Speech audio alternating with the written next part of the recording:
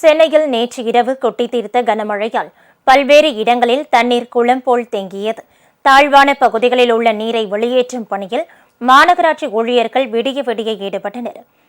வங்கக்கடல் காற்றழுத்த தாழ்வு பகுதி வலுவடைந்து வருவதாலும் புயல் உருவாக இருப்பதாலும் சென்னை உள்ளிட்ட தமிழகத்தில் பல்வேறு மாவட்டங்களில் பரவலாக கனமழை பெய்து வருகிறது.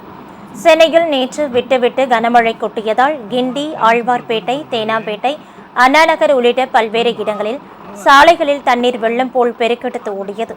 வாகனங்கள் மழைநீரில் ஊர்ந்தபடி மெதுவாக சென்றன.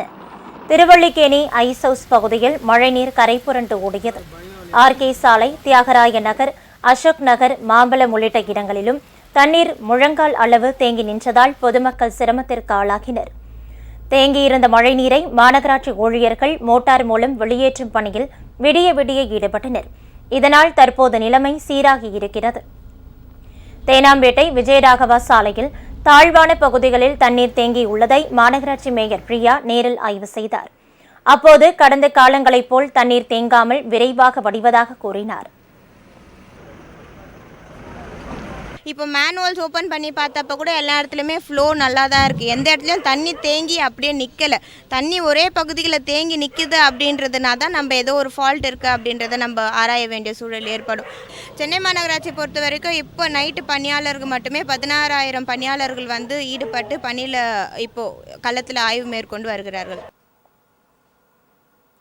கனமழை காரணமாக பெரம்பூர், கெங்குரெட்டி, நுங்கம்பாக்கம், துரைசாமி, அரங்கநாதன் சுரங்கப்பாதைகளில் தண்ணீர் தேங்கி போக்குவரத்து பாதிக்கப்பட்டது. பின்னர் தண்ணீர் வடிந்ததால் மீண்டும் அந்த பகுதிகளில் வாகனங்கள் செல்ல அனுமதிக்கப்பட்டுள்ளன. இதனிடையே காஞ்சிபுரம், செங்கல்பட்டு, விழுப்புரம், கடலூர், மயிலாடுதுறை, தஞ்சாவூர், திருவாரூர், நாகை, புதுக்கோட்டை, ராமநாதபுரம் உள்ளிட்ட 10 மாவட்டங்களில் இன்று கனமழை பெய்யக்கூடும் என்று வானிலை ஆய்வு மையம் தெரிவித்துள்ளது.